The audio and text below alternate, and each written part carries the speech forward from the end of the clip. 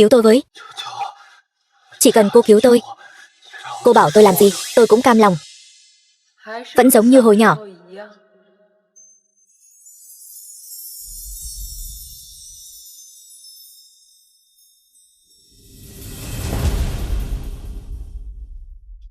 Kịch độc của phệ hồn đăng, ngay cả vô cực thần y cũng bó tay. Lại được, cô gái này dễ dàng giải được. Tôi lại không sao rồi. Tại sao cô lại cứu tôi? Chủ nhân cứu nô bộc của mình là lẽ đương nhiên. Nô bộc, cô có biết thiếu gia phó của chúng tôi là... Rốt cuộc cô là ai? Từ nay về sau, ta chính là chủ nhân của cậu. Cậu có thể gọi ta là tiểu thư Nguyệt Tịch. Tôi không có nhiều thời gian để chơi trò chủ tớ với cô. Đây là một chiếc thẻ đen tối thượng, không giới hạn hạn mức, cứ coi như là quà tạ ơn vì cô đã cứu tôi. Từ trước đến nay luôn là chủ nhân ban ơn huệ cho nô bộc. Làm gì có chuyện nô bộc lại ban ơn cho chủ nhân. Cậu đã vượt quá giới hạn rồi. Cô, lão phu nhân, đến. Khúc Thanh Yến, lão phu nhân sở ra. Các vị, xin mời về đi. Ngay cả tôi cũng không biết lão gia đang chờ đợi điều gì. Hơi thở đang treo lơ lửng của ông ấy, xem ra hôm nay không nuốt xuống được rồi. Lão phu nhân, bà cũng là người đứng đầu gia tộc, hay là bà quyết định bán căn nhà này cho tôi đi? Chỉ cần bà mở lời, tôi sẽ trả bất cứ giá nào. Người đứng đầu? Tôi tính là người đứng đầu kiểu gì chứ? Tôi hầu hạ ông ấy cả đời, nhưng ông ấy lại không chịu để tôi có một mụn con. Chẳng phải là sợ có người cướp đi quyền thừa kế căn nhà cổ sao? Bây giờ ông ấy sắp mất nặng rồi, cũng không chịu giao căn nhà cổ cho tôi. Tôi tính là người đứng đầu kiểu gì chứ? Cái gì? Lại đề phòng ngay cả người thân cận nhất của mình. Lão gia giữ căn nhà cổ như vậy, rốt cuộc là vì điều gì chứ? Vì tôi.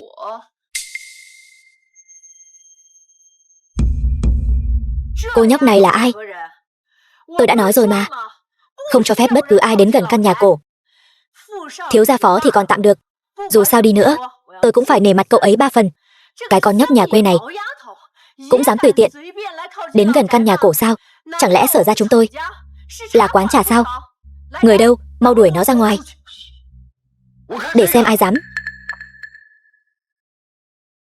Kỳ lạ, tại sao tôi lại không thể kiểm soát được bản thân đứng ra bảo vệ người phụ nữ này?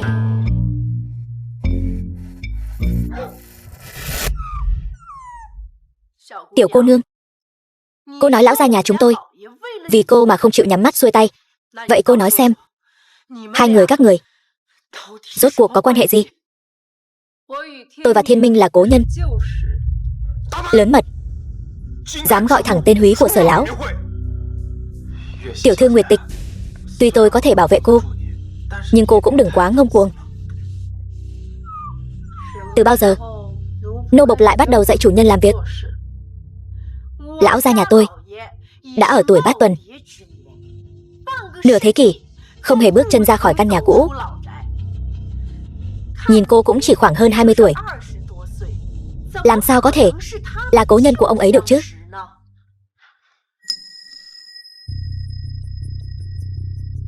Đúng là đồ nha đầu, không biết trời cao đất dày là gì. Cứ chờ bị phệ hồn đằng đâm trúng đi. Tương truyền phệ hồn đằng này mỗi lần giải phóng độc tố, lượng độc tố giải phóng lần tiếp theo sẽ gấp 10 lần lần trước. Nha đầu này chắc chắn phải mất mạng rồi.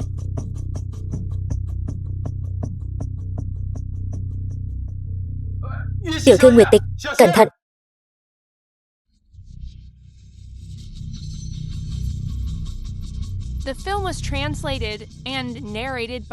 Sao có thể như vậy được? Phệ hồn đằng lại không làm cô ta bị thương.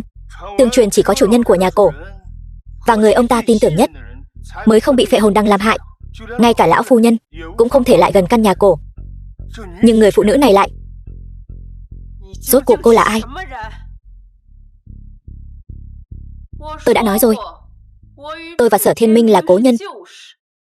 Là do các người ngu xuẩn có mắt không tròng mà thôi. Cố nhân?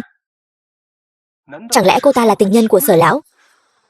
Nhưng sau khi Sở lão cưới lão phu nhân, ông ấy chưa từng ra khỏi nhà, càng không có cơ hội kết giao với người khác giới. ngay cả người hầu trong nhà cũng đều là đàn ông. Cô ta làm sao có cơ hội cầu dẫn lão gia được? Chẳng lẽ là quen biết trước khi cưới phu nhân? Ông hồ đồ rồi. Tuổi tác của Sở lão và cô ta cách nhau cả mấy thế hệ, đủ tư cách làm ông nội cô ta rồi. Vậy chỉ có một khả năng, người phụ nữ này là hậu duệ của tình nhân cũ kia của lão gia. Thì ra là vậy. Phệ hồn đằng không làm cô ta bị thương là bởi vì trên người cô ta chảy dòng máu của Sở lão. Vậy người mà Sở lão vẫn luôn chờ đợi chẳng lẽ chính là cô ta? Khoan đã, tôi đã nói rồi, nơi này chỉ có người nhà họ Sở chúng tôi mới có thể vào. Cô là một nha đầu lưu lạc bên ngoài, không có tư cách. Tư cách? Sở Thiên Minh có từng nói cho bà biết, ông ta cũng chỉ là một người canh giữ căn nhà cổ Sở gia này cho tôi mà thôi. Hỗn xược. Lão gia là người đứng đầu hô mưa gọi gió một thời. Cô dám mắng ông ấy là nô bộc sao? Làm nô bộc của tiểu thư Nguyệt Tịch thì có gì không tốt chứ? Điều đó chứng tỏ tôi và lão già này có địa vị ngang nhau đấy. Không đúng. Tại sao tôi lại có suy nghĩ này? Cứ như thể làm nô bộc của cô ấy là một vinh dự tối cao vậy. Tiểu thư Nguyệt Tịch, cô đừng nghe mấy lời bà già này nói. Cô nên vào thì cứ vào đi. Chỉ cần lão già kia sau khi gặp cô ấy có thể an tâm nhắm mắt là tôi có thể thu mua nhà cổ Sở ra rồi. Thiếu gia Phó, tôi không quan tâm cậu và con nha đầu này có giao dịch mờ ám gì với nhau, nhưng loại nha đầu nhà quê ăn nói sang bậy không biết trên dưới như thế này, cho dù trên người cô ta có chảy dòng máu họ Sở đi nữa, chỉ cần lão thân còn ở đây thì tuyệt đối không cho phép loại phụ nữ như cô ta bước nửa bước vào phòng lão gia.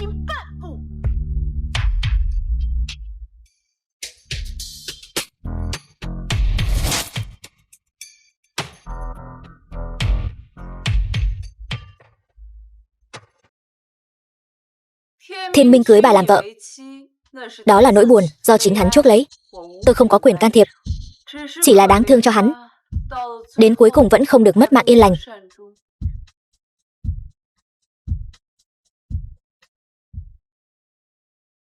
Chúng ta đi thôi. Khoan đã, tôi cho phép cô gặp ông ấy. Tôi muốn gặp nô bộc của mình, còn cần sự cho phép của bà sao? Tiểu thư Nguyệt Tịch, tôi thì thấy rằng Sở lão ra đây cố giữ lại hơi thở cuối cùng chính là để gặp cô một lần. Cô chi bằng giúp ông ấy hoàn thành tâm nguyện này, để ông ấy ra đi được phần nào thể diện hơn.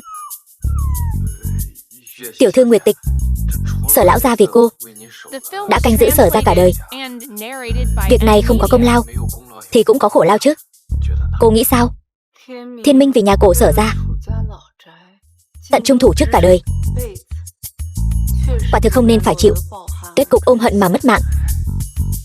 Tốt quá rồi, lão già này cuối cùng cũng có thể nhắm mắt xuôi tay rồi. Nhưng mà phu nhân của Thiên Minh vừa rồi không cho tôi vào gặp ông ta, vậy thì đành phải bảo ông ta ra gặp tôi thôi. Nhưng lão gia đã nằm liệt giường nhiều năm, thần trí không còn tỉnh táo, hoàn toàn mất khả năng hành động, làm sao ông ấy có thể ra gặp cô được? Người phụ nữ này chẳng phải là đang làm khó Sở lão phu nhân sao? Đúng vậy, bảo Sở lão ra gặp cô ta là chuyện hoàn toàn không thể.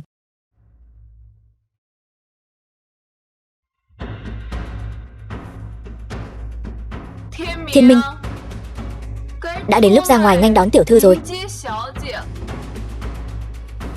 Đây, Sở lão chỉ còn lại một hơi thở thôi, ngay cả thần y cũng bó tay chịu thua. Làm sao cô ta rung chuông một cái là có thể khiến ông ấy đứng dậy khỏi giường được chứ? Hoàn toàn là chuyện hoang đường. Đúng vậy, cầm một cái chuông cũ nát ở đây, rung lắc qua lại, gọi chó, nó còn không thèm đáp lại. Tôi thấy mọi người đều bị người phụ nữ điên này lừa gạt rồi. Đáng thương thay, Sở lão già mất mạng không nhắm mắt thì thôi đi, lúc lâm chung còn phải chịu sự sỉ nhục như thế này. Không đúng, cô ấy đã dám nói ra thì nhất định có thể làm được. Thiếu gia Phó, cậu mau chóng đưa người phụ nữ này đi đi, đừng ép chúng tôi phải dùng vũ lực với cậu. Yên lặng.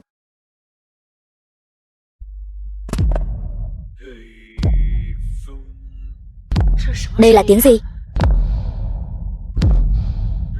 Âm thanh truyền ra từ phía đó. Hình như là tiếng bước chân. Không thể nào. Trong nhà cổ này ngoài Sở lão gia ra, căn bản không có người thứ hai. Tiếng bước chân càng lúc càng gần.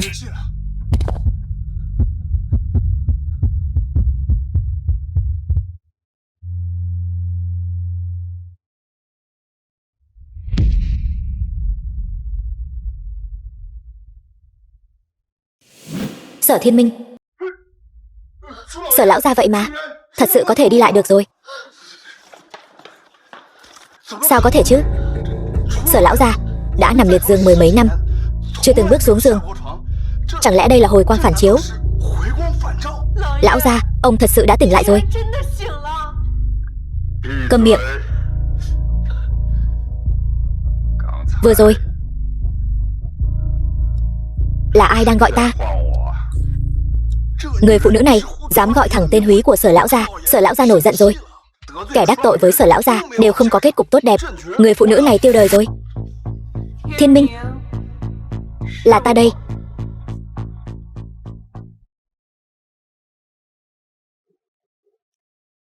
Sở lão gia chưa từng lộ ra vẻ mặt này. Chẳng lẽ người phụ nữ này thật sự là người mà Sở lão gia muốn gặp nhất?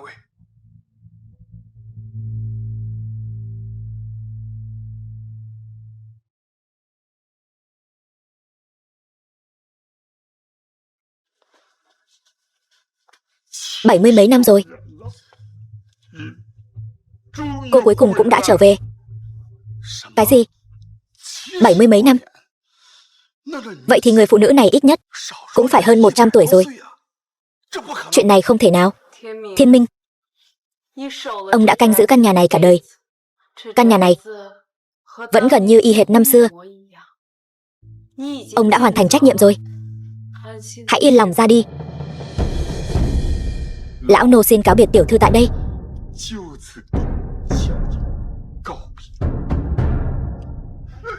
Sở lão gia ông. Lão gia. Lão gia ơi.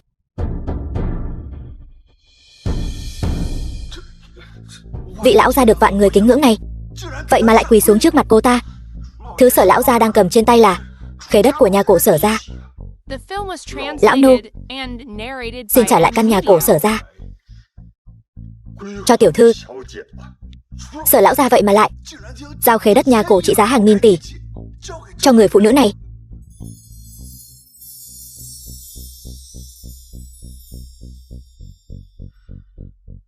Nếu có kiếp sau, tôi nguyện tiếp tục làm nô bộc của tiểu thư.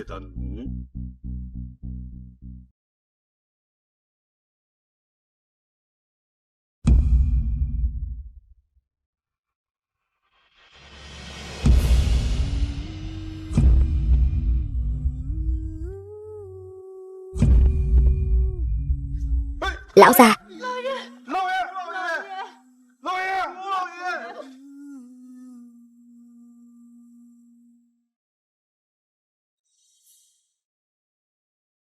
Thiên Minh, hãy ăn nghỉ. Sở lão gia. Lão gia. Phu nhân, Sở lão gia đã đi rồi. Rất an lành, xin bà nén bi thương. Nguyệt Tịch tiểu thư, mặc dù tôi không biết giữa cô và Sở lão gia có mối quan hệ sâu xa gì, nhưng nếu Sở lão gia đã thần phục cô, nên cũng xin Nguyệt Tịch tiểu thư cho phép ba vị trưởng lão chúng tôi được bái phục dưới trướng cô. Nguyệt Tịch tiểu thư, xin hãy cho phép chúng tôi phục vụ cô. Nguyệt Tịch tiểu thư, kể từ khi tôi gả cho lão gia, đã ở trong căn nhà này phục vụ lão gia. Bây giờ ông ấy đã đi rồi, lão thân cũng không còn nơi nào để đi. Hy vọng cô có thể bỏ qua hiềm khích trước đây, để tôi được phục vụ cô. Không ngờ lại có nhiều người cam tâm tình nguyện làm nô bộc cho người phụ nữ này như vậy. Xem ra cũng không đến lượt tôi rồi. Thiên Minh đã nằm liệt giường nhiều năm. Bà đã chăm sóc ông ấy rất tốt. Từ nay về sau, bà không cần phải chăm sóc bất kỳ ai nữa. Căn nhà này bà cũng có thể ở cho đến khi quy tiên. Ta không có thói quen truyền tông lập phái. Các người có thể lui xuống rồi. Vâng, Nguyệt Tịch tiểu thư. Cậu về trước đi. Tối nay tôi ngủ lại đây. Phó tổng, tôi nghĩ cần phải nhắc nhở một chút, anh đã có vị hôn thê rồi. Nếu vẫn cứ qua lại với cô gái kia. Cậu đang nghĩ gì vậy hả? Tôi làm sao có thể để mắt đến loại phụ nữ này chứ? Dù là căn nhà cổ của Sở gia, giá trị liên thành, nhưng dù sao cũng đã lâu đời, không thích hợp để ở. Buổi tối đặc biệt đáng sợ, anh đã hạ cố đến nơi này. Nếu không phải vì người phụ nữ đó, vậy thì là vì cái gì chứ? Tóm lại gần đây tôi không thể rời cô ấy quá xa. Đẹp trai không? Đẹp trai. Cần cậu nói sao?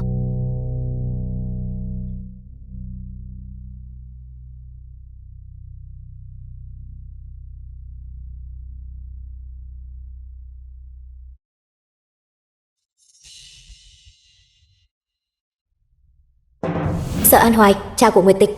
Nhược Lan, mẹ của Nguyệt Tịch. Chẳng lẽ tôi xuyên không rồi?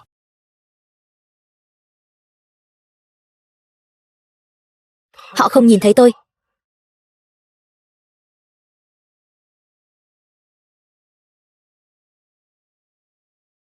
Chẳng lẽ đây là mơ? Cái này quá chân thật rồi. Lão gia, phu nhân, thịt kho tàu đến rồi đây. Sở Thiên Minh lúc trẻ, gia nhân Sở gia.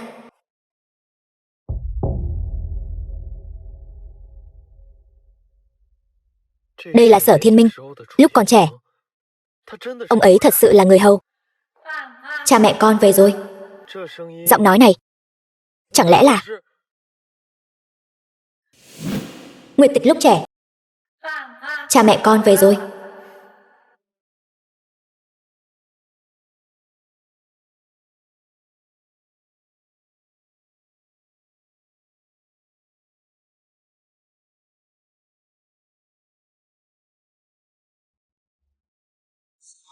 Xem còn ai sống sót không.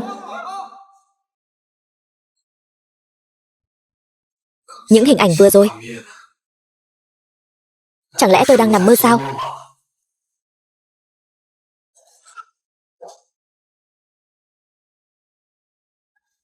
Cô sao lại ở đó?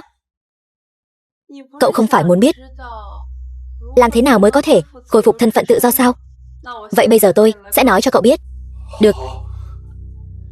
Chuyến này tôi xuống núi là để vượt qua kiếp nạn cuối cùng, cũng tức là những gì cậu vừa nhìn thấy. Tìm ra hung thủ thực sự đã diệt cả nhà họ Sở. Ngày kết thúc nhân quả chính là lúc tôi đắc đạo quy ẩn. Và cậu cũng không cần phải phục vụ tôi nữa. Nhưng mà chuyện đó đã xảy ra cách đây hơn nửa thế kỷ rồi. Cô tìm được thì đã sao chứ? Cô muốn báo thù sao? Tôi tu luyện nhiều năm, đạo tâm đã sớm trống rỗng, tình thù đều hóa hư vô, lục dục đều trở về hỗn độn. Được. Vậy đến lúc cô quy ẩn, tôi thay cô tiếp tục canh giữ nhà cổ của Sở gia, thế nào?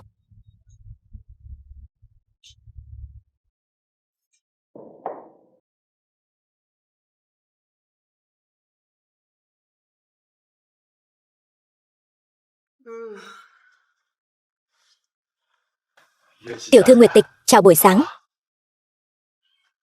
Đến đây. Tô Niệm, vị hôn thê của Phó Vân Sâm. Tô Niệm, sao cô lại đến đây?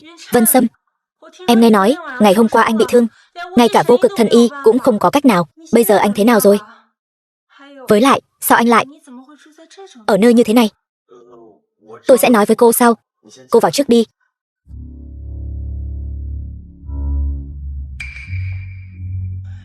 Vân Sâm, người phụ nữ này là ai? Chủ nhân của hắn. Sau này nếu người khác hỏi, hắn sẽ tự giới thiệu. Chủ nhân, Vân Sâm, em là vị hôn thê của anh đấy. Sao anh chỉ sau một đêm lại có thêm một chủ nhân vậy? Phó Vân Sâm, tôi không thích ồn ào.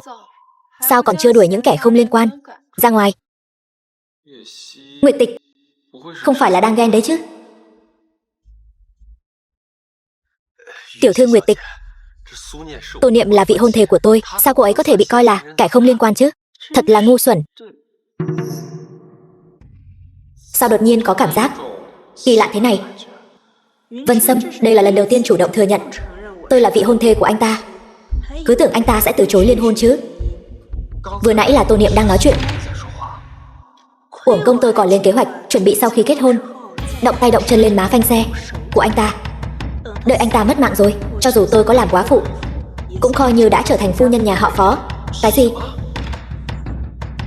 Sao Vân Sâm lại nhìn tôi bằng ánh mắt đó? Làm sao anh ta có thể nghe thấy tôi đang nghĩ gì chứ? Chắc chắn là tôi nghĩ nhiều rồi. Vân Sâm, anh sao thế? Khốn kiếp, sao anh ta lại trở lại như cũ rồi? Xem ra tôi vẫn phải thực hiện kế hoạch thôi. Việc cấp bách bây giờ là mau chóng thúc đẩy hôn sự. Cái đó, Tô Niệm, cô về trước đi. Tôi và tiểu thư Nguyệt Tịch còn có chuyện rất quan trọng. Sau này cô cũng đừng đến nữa. Sau này đừng đến làm phiền nữa. Sao không tiếp tục thân mật với cô ta nữa đi? Tiểu thư Nguyệt Tịch, tôi và Tô Niệm chỉ là hồi nhỏ có định hôn ước trẻ con, hoàn toàn không có tình cảm gì. Mấy năm trước, cha mẹ cô ta vô duyên vô cớ phát điên. Sau đó cô ta cứ khăng khăng muốn gả vào nhà họ Phó.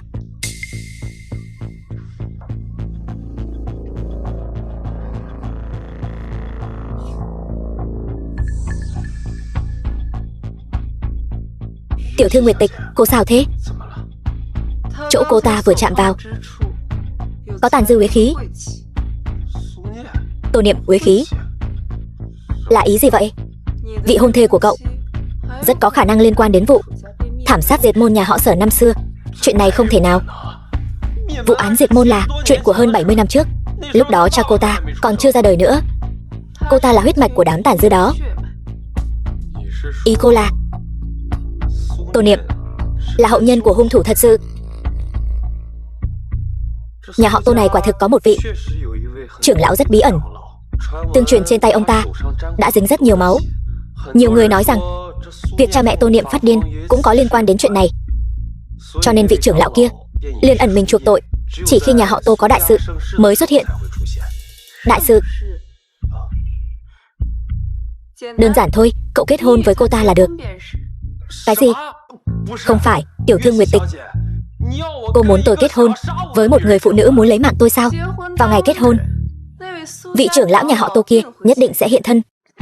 Vậy cô cũng không thể hy sinh tôi chứ? Cậu thân là nô bộc, có thể phát huy giá trị, chẳng phải là một điều may mắn sao?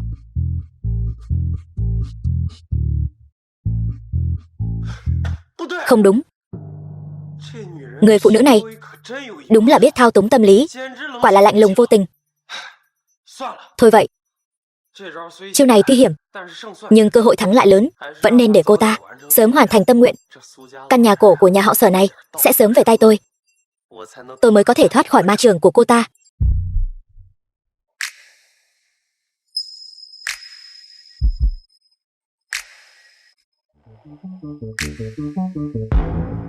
The film was translated and narrated by M Media.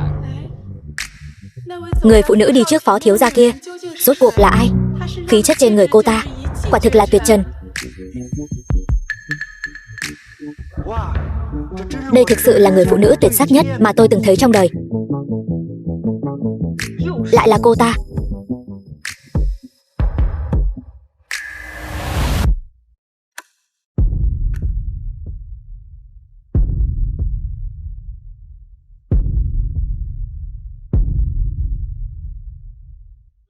Sao tôi không nhớ là hôn lễ của tôi và Vân Sâm có mời cô đến.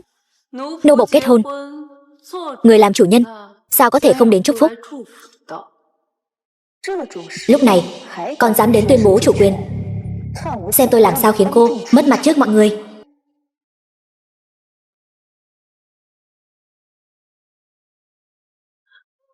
Cô muốn làm gì?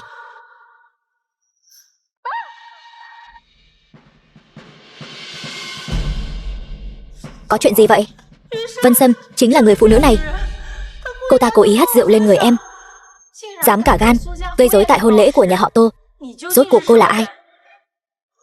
Cô ấy là chủ nhân của tôi. Phó thiếu gia ăn chơi gớm nhỉ? Không ngờ ở bên ngoài còn có một chủ nhân. Xem ra Tô tiểu thư cũng chỉ là một phần trong trò chơi của anh ta thôi. Phó Vân Sâm, hôm nay là hôn lễ của chúng ta. Anh và người phụ nữ này khiến tôi mất hết thể diện. Hai người cứ chờ đó cho tôi. Ông cố của tôi sắp đến rồi. Ông ấy tuyệt đối sẽ không bỏ qua cho hai người đâu. Phải, vị Tô trưởng lão trong truyền thuyết kia, khi còn trẻ đã phạm phải rất nhiều tội ác tàn khốc. Sau này ông ấy ẩn cư quy y, không dễ gì gặp được. Phó thiếu gia và người phụ nữ này công khai làm nhục nhà họ Tô. Vị trưởng lão kia chắc chắn sẽ ra tay. Xem ra hôm nay nhất định sẽ xảy ra một trận gió tanh mưa máu. Tô trưởng lão đến.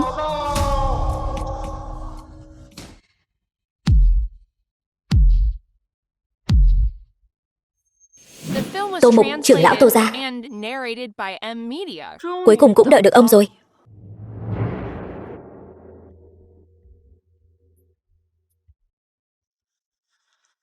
Rốt cuộc là tình huống gì? Tô trưởng lão quả nhiên đã xuất hiện. Sau khi cháu trai và cháu dâu của ông ấy phát điên rồi quyên sinh, không còn ai gặp lại ông ấy nữa. Ông cố chính là người phụ nữ này đã hủy hoại hôn lễ của nhà họ Tô chúng ta.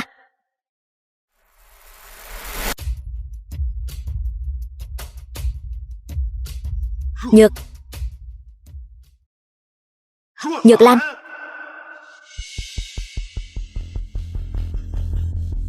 Nhược Lan. Chẳng lẽ Nguyệt Tịch tiểu thư còn có tên khác? Tô Mục, nhiều năm trôi qua như vậy, ông vẫn không quên được mẹ tôi. Không, cô không phải Nhược Lan. Cô là Nguyệt Tịch. Cô đã sống sót sau thảm án diệt môn đó sao? Tô Mục, ông cũng tham gia vào vụ thảm sát năm đó, đúng không?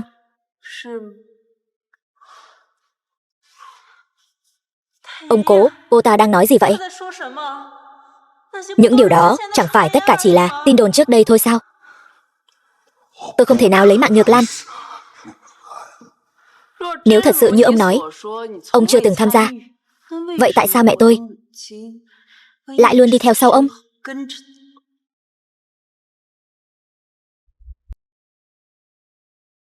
Nhược Lan, thật sự là cô sao?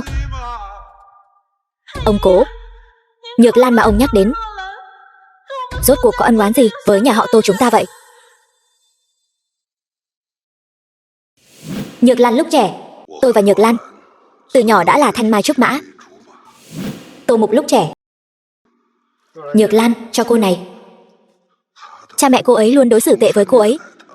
Những thứ tốt đẹp đều giữ lại cho em trai cô ấy, không cho cô ấy ăn cơm. Cho dù lúc đó nạn đói đã bắt đầu xảy ra, mỗi lần tôi gặp cô ấy đều mang cho cô ấy một cái bánh.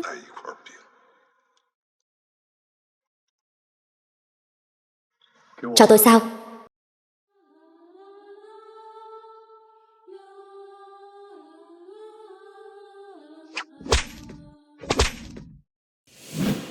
Sợ Ân Hoài lúc trẻ, con không muốn lấy hắn ta. Con cầu xin cha mẹ. Thiếu gia Sở là thương nhân lương thực lớn nhất ở đây. Mày theo cậu ấy cả đời này không cần phải lo cơm áo. Cả làng ai cũng biết hắn ta đã đánh mất mạng mấy người vợ rồi. Vậy thì sao chứ? Bị đánh mất mạng là do mày mạnh tiện. Mày không lấy chồng, tao lấy tiền sính lễ đâu ra để cưới con dâu. Khuôn mặt xinh đẹp thế này, mau chơi đùa với tôi một lúc đi.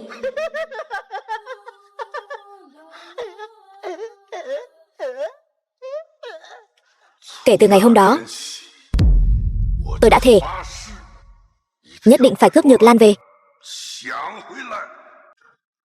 Buông tôi ra. Lần sau mà còn dám đặt chân vào nhà họ Sở nửa bước, tao sẽ đánh phế chân mày.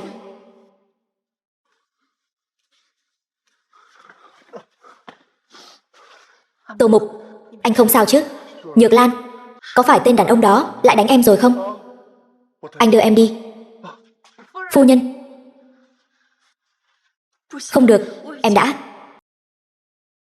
Con em vừa mới sinh không lâu, em không thể đi được.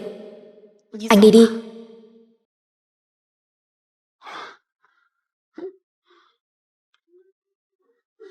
Nhược Lan.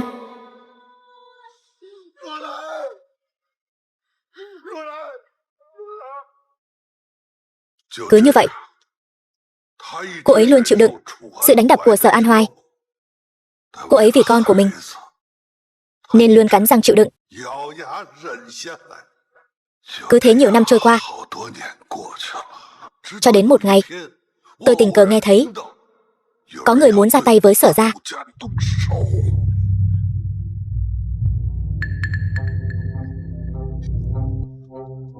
Sau nửa đêm, chúng ta xông vào Sở gia, lật tung mọi thứ. Nếu bọn chúng dám phản kháng thì lấy mạng hết bọn chúng đi. Được thôi, được. Chia nhau hành động, lấy mạng sạch bọn chúng đi. Làm gì vậy? Nhược Lan, em nghe anh nói này. Ban ngày hôm nay, anh nghe thấy có người tối nay muốn ra tay với Sở gia. Em mau đi theo anh. Không được. Nếu bị bọn họ biết được, em... Vậy được. Em cầm lấy viên thuốc này trước đi. Uống vào sẽ lập tức hôn mê, giống như đã mất mạng vậy. Hơi thở hoàn toàn biến mất. Nhưng mà khi tác dụng của thuốc này hết, sẽ hồi phục lại. Như vậy, tất cả mọi người sẽ nghĩ rằng em đã bị lấy mạng trong lúc hỗn loạn. Đợi sau khi kết thúc, anh sẽ đến tìm em. Đến lúc đó, anh sẽ đưa em đến một nơi không ai biết.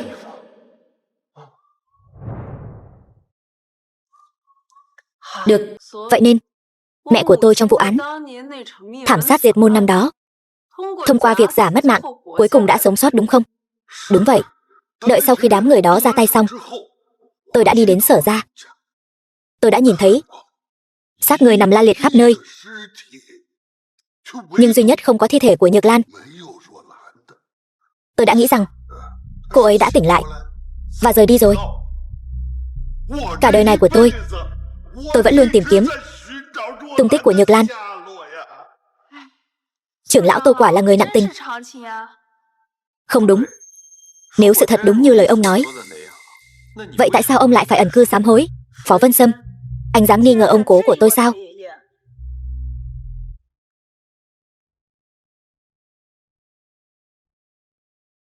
Tại sao cơn gió quỷ dị này lại lớn hơn lúc nãy? Cơn gió này là tiếng than khóc của linh hồn mẹ tôi chưa được an nghỉ, cũng là tiếng vọng từ lời nói dối của ông. Tô Mục, đến nước này rồi, ông vẫn không chịu nói ra sự thật sao? Những gì tôi nói đều là sự thật.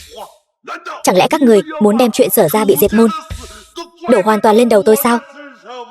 Những gì tôi biết, mẹ và cha của tôi mới thực sự là thanh mai trúc mã. Còn ông chẳng qua chỉ là một tên ăn mày đáng thương mà thôi. Tô Mục, ông có biết con cháu của ông tại sao đều phát điên không? Khi đó Thiên Đạo chân nhân đã đến xem qua. Cha mẹ tôi phát điên là vì nhập chướng, không liên quan gì đến ông cố của tôi. Tô Mục, ông thật sự nghĩ như vậy sao? Chẳng lẽ con cháu Tô gia lần lượt phát điên là vì năm đó Tô trưởng lão đã làm gì đó nên bị tổ chú báo thù? Tôi cũng không ngờ mọi chuyện lại trở nên như thế này. Sau khi Nhược Lan rời đi, tôi sống ngày càng tệ hơn. Bán bánh đây, bánh nướng vừa ra lò nóng hổi, đi qua đừng bỏ lỡ. Bánh nướng vừa ra lò nóng hổi, đi qua đừng bỏ lỡ. Bánh nướng vừa ra lò. Tên ăn mày thối, mày còn dám trộm bánh hả? Cho mày trộm bánh này, lần sau mà tao còn thấy mày, tao sẽ đánh phế chân mày.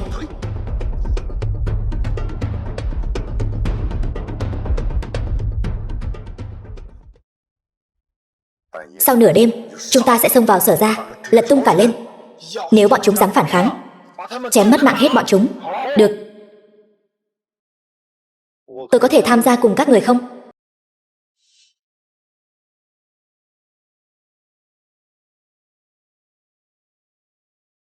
Tô trưởng lão đã gia nhập vào nhóm hung thủ diệt môn đó, vậy nên ông cũng có phần sát hại người nhà của tiểu thư Nguyệt Tịch, phải không? Ban đầu tôi chỉ muốn cứu Nhược Lan mà thôi. Chia nhau hành động, lấy mạng hết bọn chúng.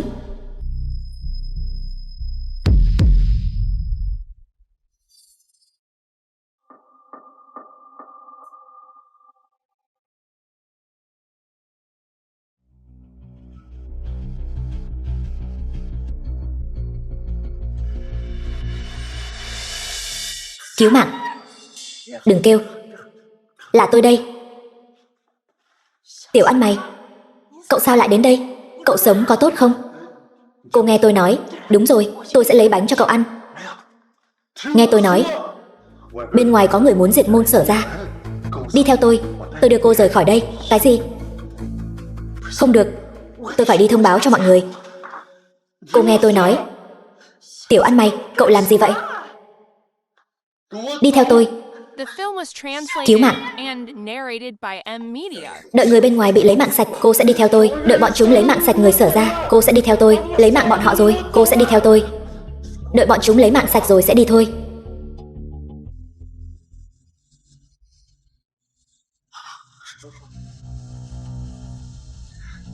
Không đâu, Nhược Lan, cô sẽ không sao đâu.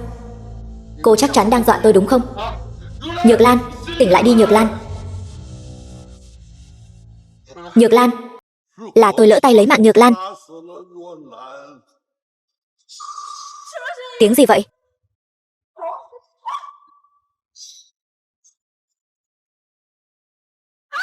Chuột. Lúc đó chuột hoành hành khắp nơi. Có lẽ nguyên nhân mẹ tôi qua đời có liên quan đến chúng. Thời đại đó xảy ra nạn đói, quả thực đã dẫn đến nạn chuột hoành hành. Nhưng chẳng phải ông ấy đã thừa nhận là ông ấy lấy mạng người rồi sao? Tại sao mẹ của tiểu thư Nguyệt Tịch vẫn còn oán khí nặng nề như vậy? Tô Mục, sau đó ông còn làm gì nữa? Tôi sợ đám người kia làm ô uế thi thể của Nhược Lan, nên tôi đã kéo cô ấy xuống hầm chứa, phong kín lại. Cứ như vậy thì không ai có thể tìm thấy cô ấy nữa. Nhưng nếu mẹ tôi lúc đó chưa mất mạng thì sao?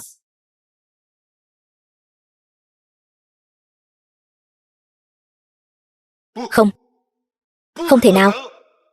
Rõ ràng là cô ấy đã tắt thở rồi. Nhược Lan từng nhắc đến với tôi thuật bế khí của gia tộc họ. Chẳng lẽ... Đúng vậy, thuật bế khí có thể không khác gì người mất mạng, nhưng cần người khác đánh thức. Nếu không dù ý thức có tỉnh táo, toàn thân cũng không thể cử động được. Nếu như mẹ của tiểu thư Nguyệt Tịch mất mạng có liên quan đến nạn chuột, mà lúc đó cô ấy ở trong hầm chứa, không thể cử động. Mẹ tôi tận mắt nhìn thấy cơ thể còn sống mình bị chuột gặm nhấm đến mất mạng. Là lỗi của tôi. Tất cả là lỗi của tôi. Tiểu ăn mày.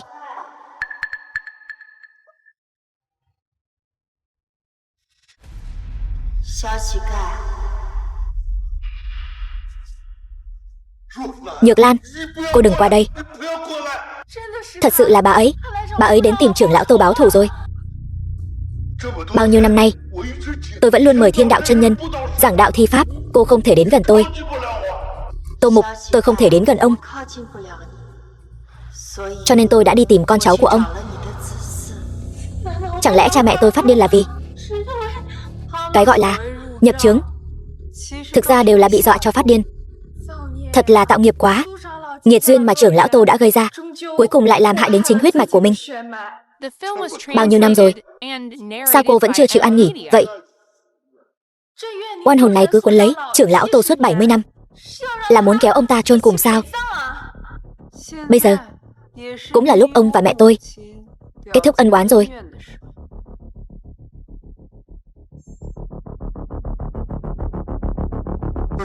Nhược Lan, tôi cầu xin cô. Cô tha cho tôi đi. Hãy tha cho tôi đi. Tô Mục, những năm qua ông không bị đói chứ? Hóa ra chấp niệm của Sở phu nhân không phải là oán hận và báo thù. Nhược Lan, là tôi đã hại mất mạng cô.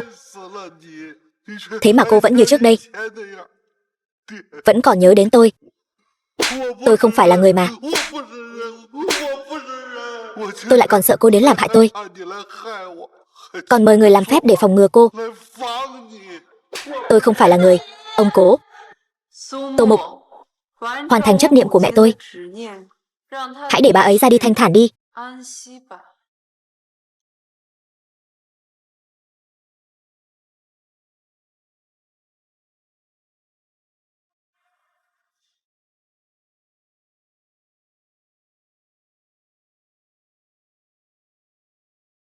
Chấp niệm này đã được giải, tại sao vẫn không chịu biến mất chứ? Tiểu thư Nguyệt Tịch, có phải bà ấy vẫn còn ước nguyện chưa hoàn thành không?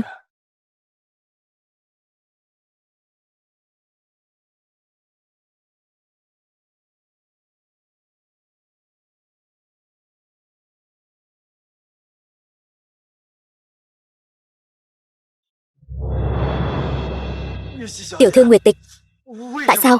Tiên ma khác đường. Nhưng dù sao bà ấy cũng là... Đi đi. Mẹ.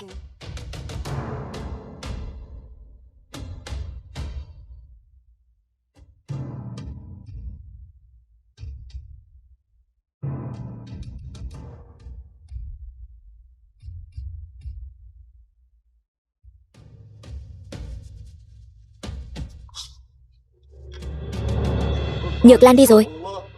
Tôi cũng không còn mặt mũi nào sống trên thế giới này nữa. Hãy để tôi mất mạng đi.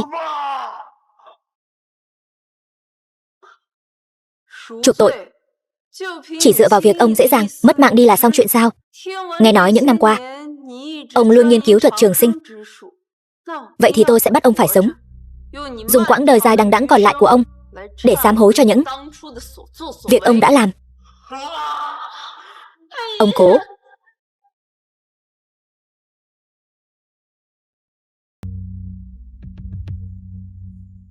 Giang Vụ, trưởng môn của kho lương Giang Thị. Đây là lão phu nhân của chúng tôi.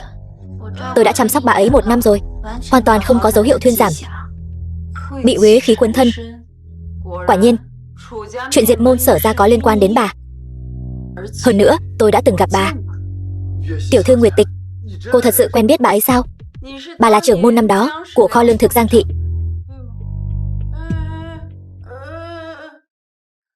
Kho lương thực. Sở gia cũng làm kho lương thực. Nhà bọn họ chẳng phải là đối thủ cạnh tranh sao? Bà dường như rất muốn nói chuyện. Tiểu thư Nguyệt Tịch, bà ấy chắc chắn biết chuyện năm đó. Cứ xem đi. Tiểu thư Nguyệt Tịch của chúng tôi sắp sử dụng thuật triệu hồn rồi. Lão phu nhân nhà cô sẽ sớm có thể hồi phục bình thường thôi.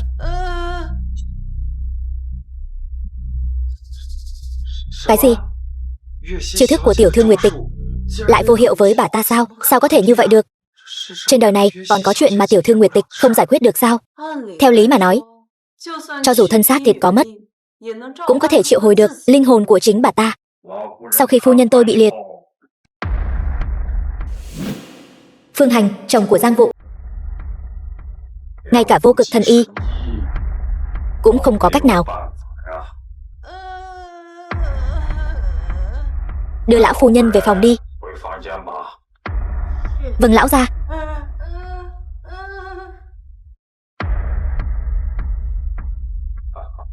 Chào hai vị. Xin tự giới thiệu, tôi tên là Phương Hành, là chồng của Giang Vụ. Ông trông có vẻ trẻ hơn Giang Vụ rất nhiều. Năm đó, bà ấy là đại tiểu thư quản lý kho lương thực, còn tôi chỉ là một gã nghèo hèn. Tôi là người ở rể nhà họ Giang. Tiểu thư Nguyệt Tịch, lão già này lẽ nào cũng liên quan đến vụ án mạng năm đó? Trên người ông ta không có uế khí. Không có uế khí. Vậy thì nói cách khác, chỉ có Giang lão phu nhân biết manh mối. Nhưng mà bây giờ ngay cả cô cũng không có cách nào khiến bà ấy mở miệng nói chuyện. Xem ra lần này chúng ta chỉ có thể quay về thôi. Thế này đi, bây giờ trời đã tối rồi, khu vực lân cận lại vô cùng hẻo lánh. Chi bằng hai vị cứ ở lại đây trước đã, được không? Cảm ơn ý tốt của ông. Nơi này trông âm u quá. Chúng tôi không. Được, chúng tôi sẽ ở lại.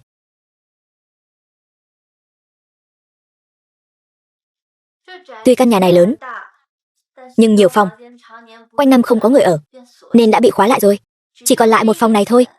Tiếp đãi không chu đáo, xin hãy lượng thứ. Tôi đây có đức hạnh gì mà có thể cùng tiểu thư Nguyệt Tịch ở chung một phòng? Nhưng nếu bảo tôi ngủ bên ngoài, vậy tôi không làm phiền hai vị nghỉ ngơi nữa.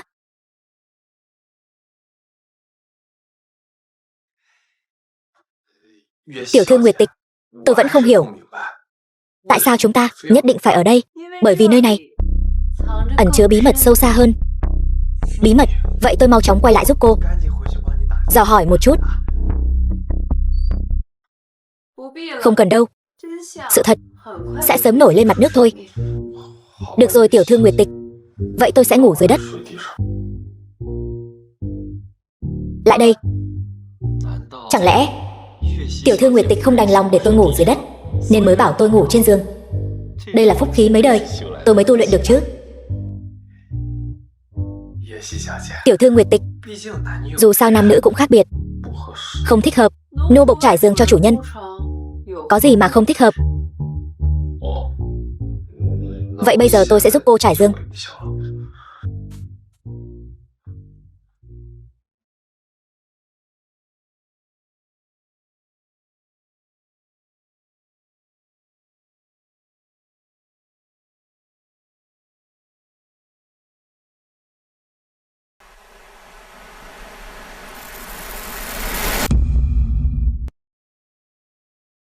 Vừa rồi là thứ gì đi qua vậy? Chẳng lẽ là ảo giác? Không, tôi phải đảm bảo tiểu thư Nguyệt Tịch không bị quấy rầy. Tôi phải ra ngoài xem sao.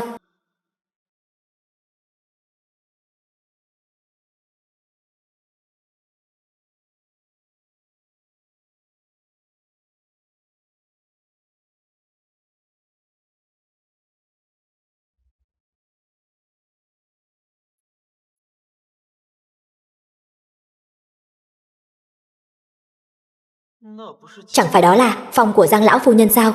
Cô ta là một hộ lý, nửa đêm vào đó làm gì?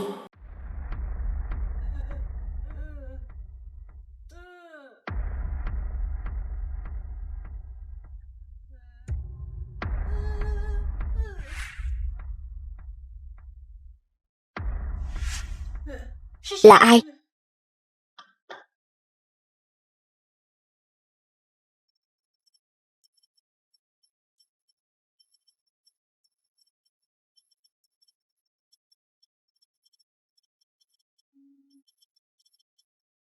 The film was translated and narrated by M Media.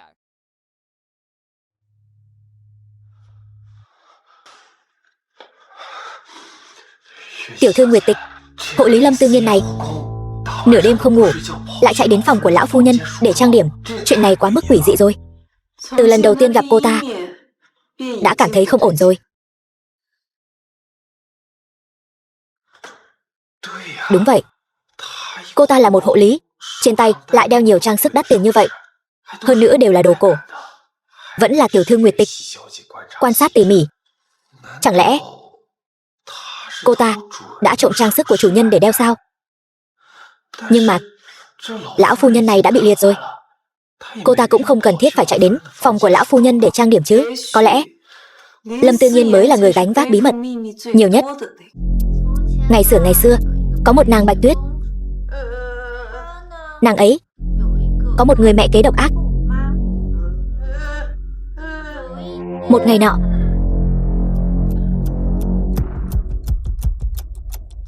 tối qua hai vị ngủ ngon không? Tốt. Lão phu nhân thì sao? Bà ấy hình như có lời muốn nói. Lão phu nhân thường xuyên như vậy, bà ấy chắc chắn lại khó chịu rồi. Tự nhiên đẩy lão phu nhân về phòng đi. Vâng, lão gia.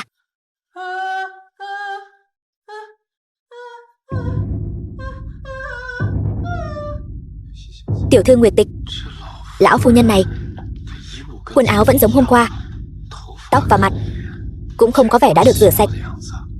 Chắc chắn là Lâm Tư Nghiên lơ là chăm sóc. Nhưng lão già này lẽ ra phải nhìn ra chứ. Tại sao ông ta không trách mắng cô ta? Không tồi, cậu vẫn có chút tinh mắt đấy. Điều này cũng nhờ vào sự chỉ dạy tốt của tiểu thư Nguyệt Tịch. Lão tiên sinh, hiện giờ lão phu nhân mắc bệnh, không thuốc nào chữa được. Ông hẳn là đang rất đau lòng. Đã đến cái tuổi này rồi, bệnh tật quấn thân, cuối cùng cũng phải đối mặt với sinh ly tử biệt. Đôi khi Tôi thường nhớ lại những ngày tháng chúng tôi còn trẻ. The film was translated and narrated by M Media. Cơ thể khi còn trẻ thật tốt biết bao. Hai cô cậu, trai tài gái sắc, chắc chắn là rất ân ái nhỉ? Ông đang nói gì vậy? Tiểu thư Nguyệt Tịch là một tuyệt sắc gia nhân trên trời. Tôi đây chỉ là phàm nhân nhỏ bé, làm sao có thể xứng với cô ấy?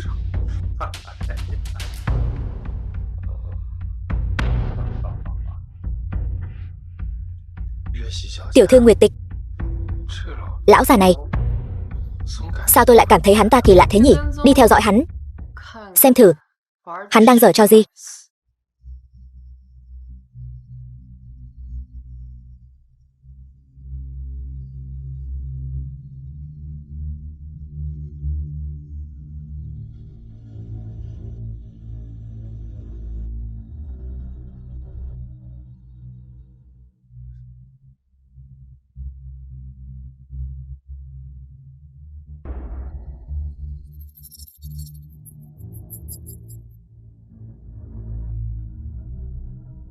Sao hai người họ lại vào cùng một phòng? Chẳng lẽ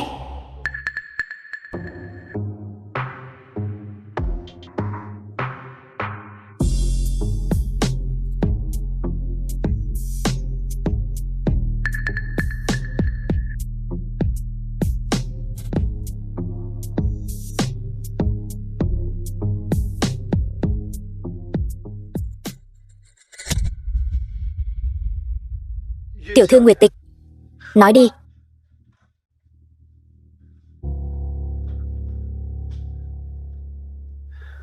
Tiểu thư Nguyệt Tịch là lão già đó, lợi dụng lúc lão phu nhân bị liệt, già rồi còn tăng tựu, lén lút quan hệ với Lâm Tư Nghiên. Tôi đoán là bị lão phu nhân phát hiện ra mối gian tình của họ, cho nên lão phu nhân này ban ngày mới tức giận đến mức muốn nói. Vậy thì sao? Vậy nên, nhưng cho dù họ có gian díu cũng không liên quan gì đến chúng ta. Điều quan trọng nhất lúc này là phải đánh thức lão phu nhân kia, để bà ấy nói ra chuyện vụ án diệt môn năm xưa, xác định xem bà ấy có phải là hung thủ của vụ án diệt môn năm đó hay không. Cậu nghĩ việc Giang lão phu nhân bị liệt có thật sự là do bệnh tật không? Là do hai người họ cố ý gây ra việc lão phu nhân bị liệt?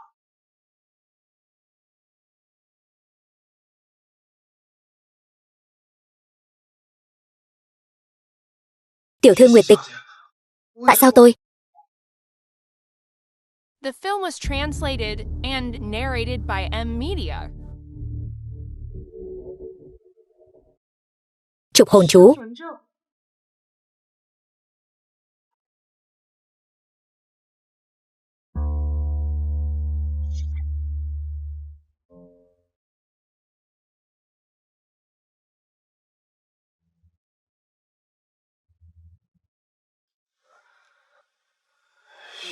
Tiểu thư Nguyệt Tịch, vừa rồi đã xảy ra chuyện gì? Cậu bị người ta hạ trục hồn chú. Trục hồn chú?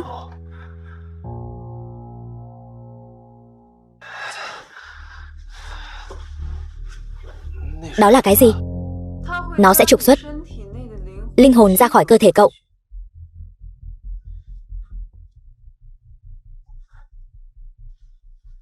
Nhưng trục hồn chú vốn được dùng để xua đuổi oan hồn còn vương vấn trong thân xác đã mất mạng, bây giờ lại được dùng trên người một người bình thường.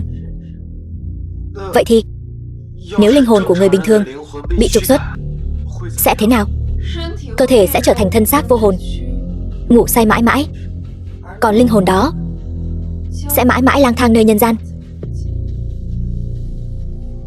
Nhưng gần đây tôi cũng không đắc tội với ai cả, ai lại ra tay độc ác với tôi như vậy chứ? 2 ngày nay cậu có chạm vào thứ gì không? Cơ thể khi còn trẻ thật tốt biết bao. Là lão già đó. 2 ngày nay chỉ có ông ta chạm vào tôi, nhưng mà tôi và ông ta không thù không oán. Tại sao ông ta lại làm như vậy? Điều đó chứng tỏ ông ta còn có ý đồ khác.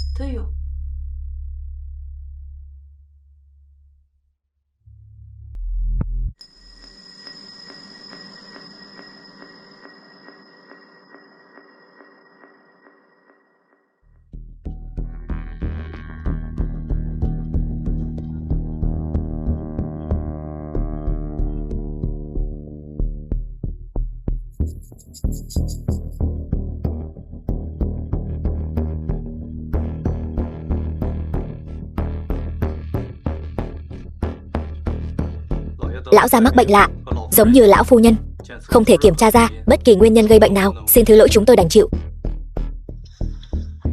Sao lại thế này? Tiểu thư Nguyệt Tịch, bây giờ ngay cả lão già này cũng bị liệt rồi. Nơi này không may mắn, chúng ta mau rời đi thôi. Không may mắn không phải là nơi này, mà là người. Tiểu thư Nguyệt Tịch, bây giờ lão gia cũng bị liệt rồi, thật sự không có thời gian để lo cho các vị. Xin mời về cho. Được.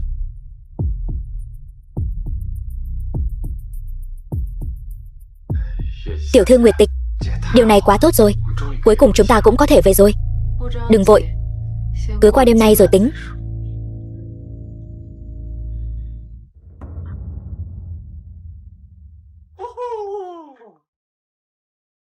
Tại sao cậu ta lại chạy bộ giữa đêm khuya?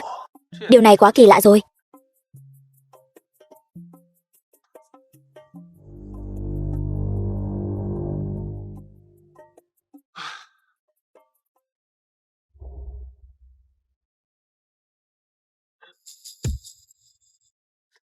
Bọn họ định làm gì?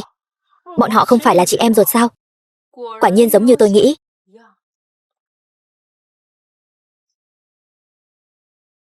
Tiểu thư tiên sinh, sao các vị vẫn chưa về? Đừng giả vờ nữa. Lâm Tư Nhiên. Không, phải là Giang lão phu nhân mới đúng. Tiểu thư Nguyệt Tịch, cô có nhìn nhầm không? Cô ấy là Lâm Tư Nhiên, là hộ lý ở đây. Giang lão phu nhân vẫn còn đang nằm liệt trên giường mà. Không nhìn nhầm, cơ thể này là Lâm Tư Nhiên, còn linh hồn là Giang Vũ.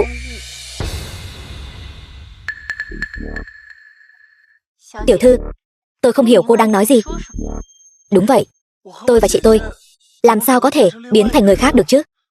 Tiểu thư Nguyệt Tịch, nếu như đúng như lời cô nói, vậy thì lão phu nhân và lão gia bên trong cơ thể chẳng phải là... Ban đầu, sở dĩ tôi không thể sử dụng thuật triệu hồn với Giang Vũ là bởi vì linh hồn đang trú ngụ bên trong cơ thể bà ta căn bản không phải là linh hồn của Giang Vũ, mà là của nữ hộ lý kia, Lâm Tư Nhiên. Hèn chi, lần đầu tiên Giang Vũ gặp chúng ta cứ luôn muốn nói chuyện, thật ra là muốn chúng ta cứu cô ấy. Cô quá hoang tưởng rồi. Cô có bằng chứng gì không? Khi bà và tôi lần đầu gặp mặt, bà đã nhận ra tôi rồi, không phải sao? Đúng vậy, lần đầu bà gặp tiểu thư Nguyệt Tịch, vì sao lại lộ ra vẻ mặt kinh hoàng? Tôi còn tưởng bà bị khí chất của tiểu thư Nguyệt Tịch làm cho kinh sợ. Kết quả không ngờ rằng hóa ra là có nguyên nhân khác.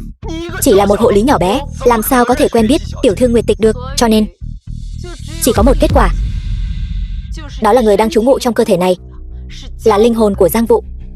Mà Giang Vũ từ 70 năm trước đã quen biết tôi rồi, cho nên khi bà và tôi gặp lại nhau, bà mới kinh hoàng thất thố đến vậy. Không, đây chỉ là suy đoán của cô mà thôi.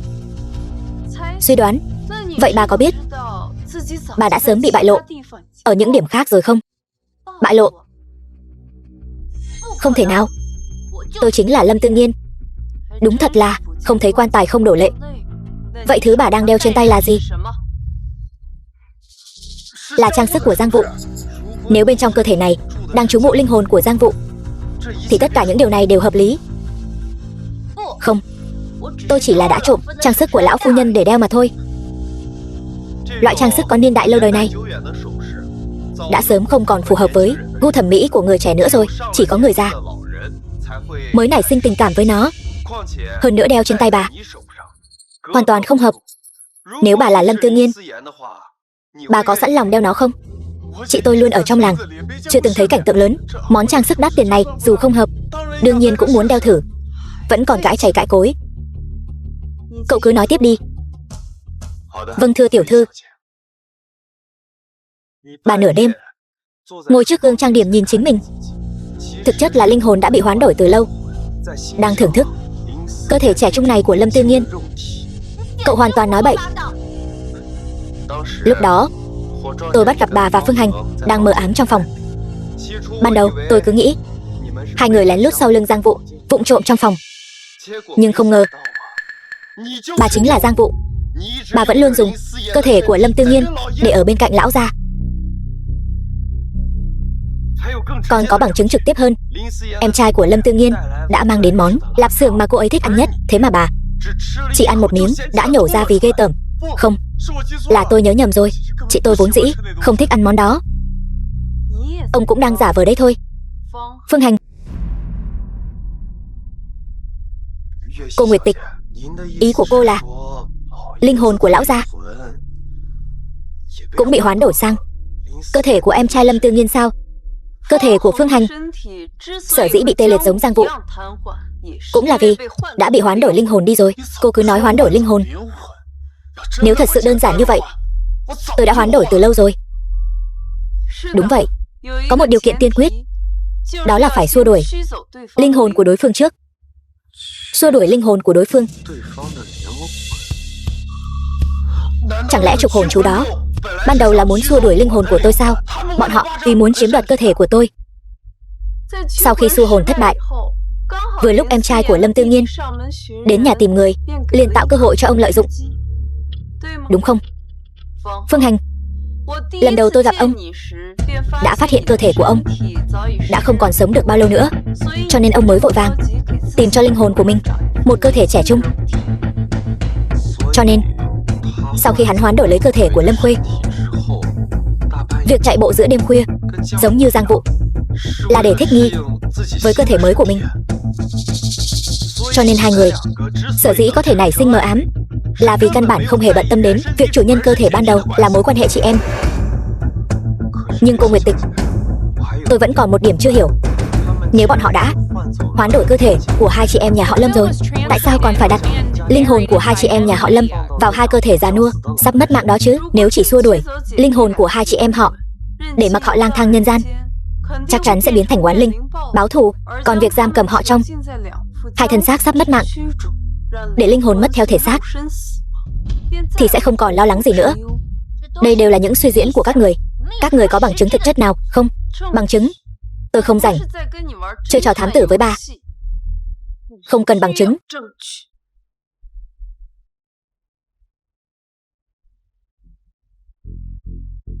Lại ngờ lại dùng tà thuật. Cho dù đã đổi linh hồn của chị em họ cũng không liên quan gì đến các người. Nếu không phải tôi đã kêu mang Lâm Tư Nghiên cho cô ta làm hộ lý ở đây, giờ này cô ta vẫn còn ở trong làng, không đủ cơm ăn. Sau khi ở đây, cô ta mới có tiền gửi về nuôi sống cả gia đình. Các người có biết ở Giang Đô có bao nhiêu người sống nhờ vào Giang gia không? Nếu phu nhân của tôi mất mạng, tất cả bọn họ đều phải chịu đói. Việc để chị em họ hiến thân, bà có ý gì? Lương thực nhà họ Sở quyên tặng là có hạn, còn nạn đói sẽ còn tiếp diễn. Đúng vậy. Vậy thì càng không có lý do gì để ra tay tàn độc với nhà họ Sở. Việc này cũng không làm tổn hại bao nhiêu lợi ích của nhà họ Giang các người. Việc Sở An Hoài sắp làm tiếp theo đây mới khiến tôi thực sự nảy sinh ý định lấy mạng ông ta. Rốt cuộc là chuyện gì? Lúc đó nhà họ Sở đang nghiên cứu một loại kỹ thuật trồng trọt mới. Một khi nghiên cứu thành công sẽ giải quyết triệt để nạn đói năm đó. Đây đúng là chuyện tốt mà. Chẳng lẽ Giang gia sợ sau khi nạn đói được giải quyết không thể nâng giá lương thực nên mới... Nói cho cùng vẫn là vì tiền. Các người có biết Giang gia nhiều năm như vậy trải qua bao biến cố, vì sao vẫn có thể trường tồn không suy tàn không? Thôi đi, bà chẳng qua chỉ là nâng giá lương thực khiến bọn họ không ngừng đưa tiền cho bà. Sai rồi, không chỉ là vì tiền mà là muốn những người đó cam tâm tình nguyện phục vụ cho tôi. Bà là một nhà tư bản hút máu người, làm sao bọn họ có thể thật sự cam tâm tình nguyện khi nguồn lương thực khan hiếm? Chỉ cần duy trì sự cạnh tranh của người nghèo, bọn họ sẽ hết lòng hết dạ làm việc cho cậu. Mục đích là tranh giành thêm một miếng lương thực, không bị mất mạng đói. Cho dù bọn họ biết sự cống hiến và thành quả không tương xứng, bọn họ cũng có thể chấp nhận. Cho nên bà diệt môn Sở ra là để không cho phép kỹ thuật trồng lương thực trở nên phát triển và phổ biến, khiến những nạn dân trong nạn đói đó tiếp tục chịu đói. kẻ độc quyền nguồn lương thực là bà, mới có thể tùy ý khống chế bọn họ. Không sai, nếu muốn trách thì trách Sở An Hoài, quá mức thánh mẫu. Ngày nào cũng kêu gào cái gì mà mạng người là vô giá, hoàn toàn không xem đạo kinh doanh ra gì. Tiểu thư Nguyệt Tịch, bây giờ sự thật đã sáng tỏ, bà ta chính là hung thủ. Để tôi nói cho các người biết thêm một chuyện nữa. Kẻ thật sự lấy mạng Sở gia không phải người Giang gia. Ý gì? Kẻ thật sự diệt môn Sở gia là những nạn dân đã được Sở An Hoài cứu tế. Nói bậy, làm sao bọn họ có thể lấy oán báo ơn? Rõ ràng là bà đang nói dối. Cậu quá đánh giá thấp nhân tính rồi. Ban đầu, Sở gia quả thật đã chia lương thực cho những nạn dân đó, khiến bọn họ no bụng được một thời gian. Nhưng theo thời gian trôi qua, kho lương thực của Sở gia cũng không còn nhiều lương thực dự trữ nữa. Thế là số lượng chia cho những người nghèo đó cũng ngày càng ít đi. Mặc dù là như vậy, bọn họ cũng sẽ không ra tay sát hại Sở lão gia. Những nạn dân đó không hề đơn giản như cậu nghĩ đâu. Không phải ai cũng là người biết uống nước nhớ nguồn. Cậu cho bọn họ nếm được vị ngọt, sau đó lại phải chịu đói. Chi bằng ngay từ đầu đừng nên ban cho hy vọng. Thế là bọn họ liền càng thêm tham lam vô độ, đòi hỏi Sở gia. Không ngờ lại như vậy.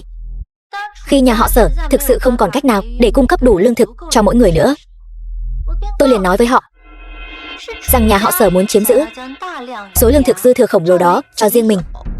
Hóa ra là bà đã châm ngòi thổi gió. Họ nhanh chóng nảy sinh ý định cướp kho lương của nhà họ Sở.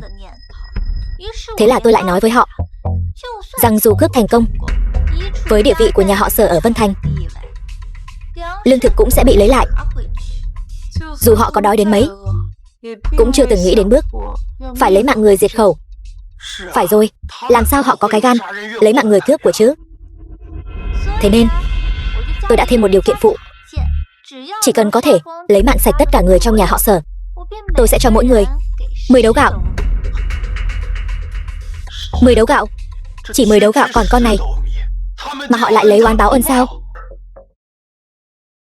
Đây chính là nhân tính.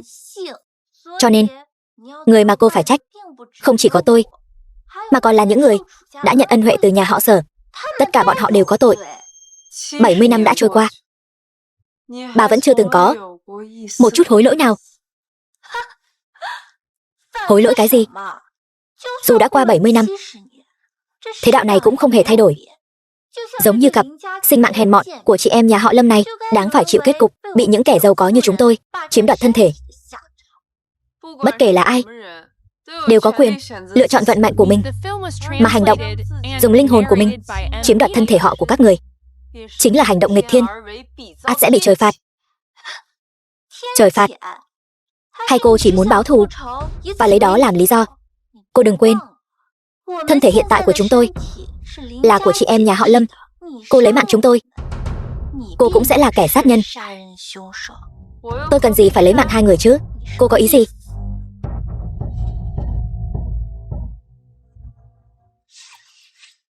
Tiểu thư Nguyệt Tịch, cô không thật sự muốn tiêu diệt họ chứ?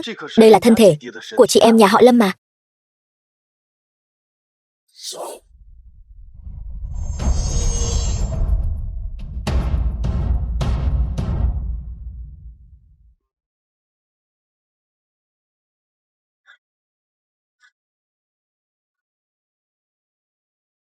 Bản thân bà ấy được tiếp tục thụ hưởng với thân phận của Lâm Tư Nghiên, tiền của tôi. Đúng là tự làm tự chịu. Các người hãy cứ chịu đựng đói rét vào những giây phút cuối đời này đi.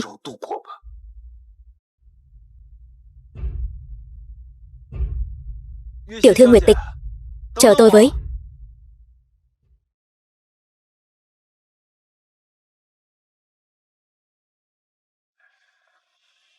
Tiểu thư Nguyệt Tịch, cô đã điều tra rõ sự thật về vụ thảm sát Sở gia 70 năm trước rồi. Có phải điều đó có nghĩa là cô đã độ kiếp thành công và sắp rời đi rồi không? Tiểu thư Nguyệt Tịch, xin lỗi, tiểu thư Nguyệt Tịch, là tôi đã vượt quá giới hạn rồi. Cậu không cần phải nói xin lỗi tôi. Kể từ nay về sau, cậu không còn là người hầu của tôi nữa. Nhưng sao vậy? Nhưng tôi vẫn muốn tiếp tục đi theo cô, hầu hạ cô, làm việc cho cô. Tại sao chứ? Tại sao? Thật ra cũng không có lý do gì đặc biệt cả. Chỉ là tôi cảm thấy tôi thích.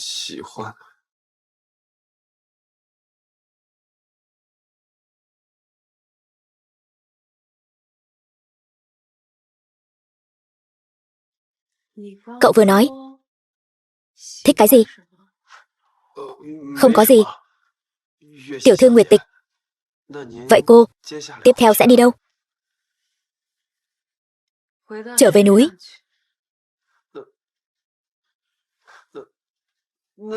Vậy khi nào cô sẽ xuống lần nữa? Sẽ không xuống nữa. Vậy cô có thể đưa tôi lên núi cùng không? Cậu không phải vẫn luôn muốn thoát khỏi tôi sao? Sao dạo này lại thay đổi rồi? Đó là do tôi có mắt không thấy Thái Sơn. Bây giờ tôi đã được chứng kiến rồi. Tiểu thư Nguyệt Tịch chính là vị tiên mà tôi muốn mãi mãi đi theo. Cô hãy đưa tôi lên núi đi, để tôi tiếp tục được hầu hạ cô. Cậu là thân thể phàm nhân, không thể lên núi được.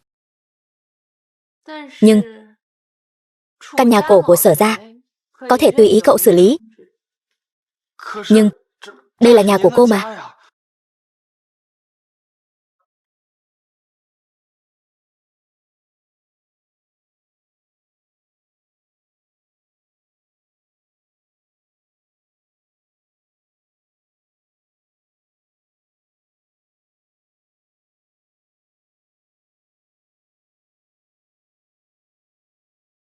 The film was translated and narrated by M Media.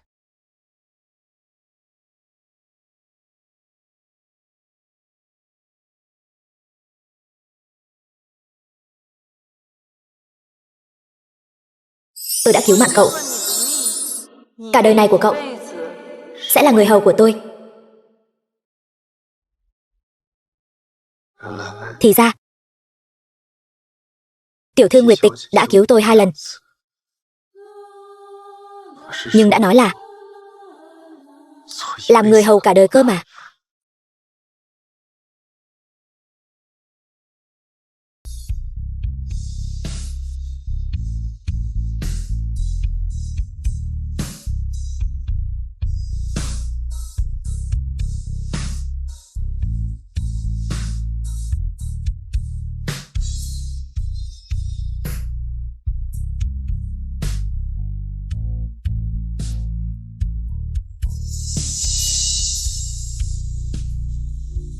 Trong ký ức đã qua của cậu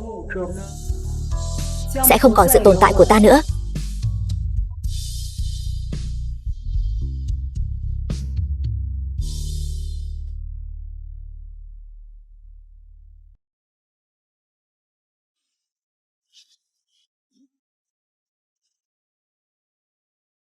The film was translated Dừng tay, and cánh cửa đó cậu không được chạm vào. narrated by M Media. Sở lão gia đã bố trí kết giới phệ hồn đăng, kẻ tự ý xông vào chắc chắn phải mất mạng.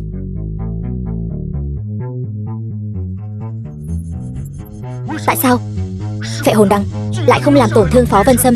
Hình như có thứ gì đó đang bảo vệ cậu ta.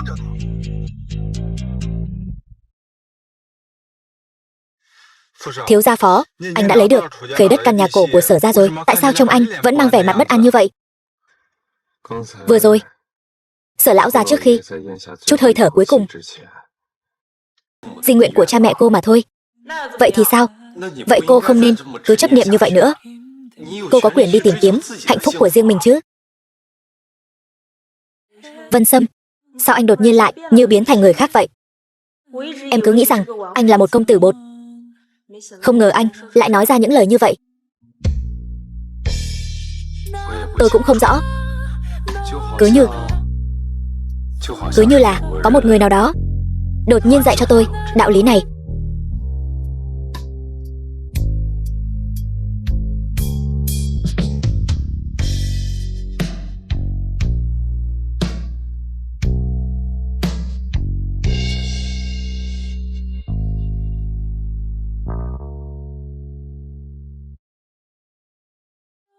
Nơi này rất quen thuộc, giống như đã từng đến đây với ai đó. Tiên sinh. Cô quen tôi sao? Nơi này rất hẻo lánh, rất nhiều người đều bị lạc ở khu vực này. Anh cũng bị lạc đường rồi phải không? Tôi cũng không rõ. Hay là anh vào nghỉ một lát đi. Đợi em trai tôi làm xong việc, tôi sẽ bảo nó đưa anh ra ngoài.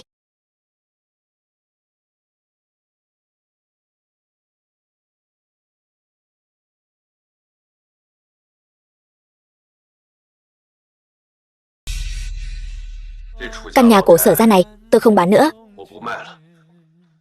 Phó thiếu, anh đang nói gì vậy? Nơi này là mảnh đất vàng với giá trên trời đấy. Tôi muốn giữ lại căn nhà này. Nhưng mà giữ lại thì có ích gì? Căn nhà cổ này không thích hợp để ở. Nếu không phá rỡ, nơi này sẽ không còn giá trị nữa. Không, nó nhất định có giá trị của nó. Có lẽ nó đang chờ đợi chủ nhân của nó quay về. Chủ nhân của nó là ai? Tôi cũng không rõ. Nhưng tôi tin rằng cô ấy nhất định sẽ trở lại.